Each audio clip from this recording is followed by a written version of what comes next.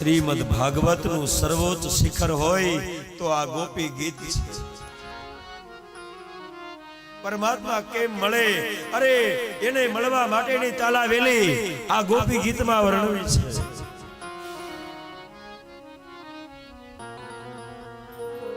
આજ ગોપીઓ યમુનાના કિનારે આવી આંખમાંથી દળ દળ આંસુ પડવા લાગ્યા। છૂટા કેસ કરી બંને હાથ ઊંચા કરી ગોપીઓએ આક્રંદ કર્યો। યમુનાનું જળ આજ થંભી ગયું।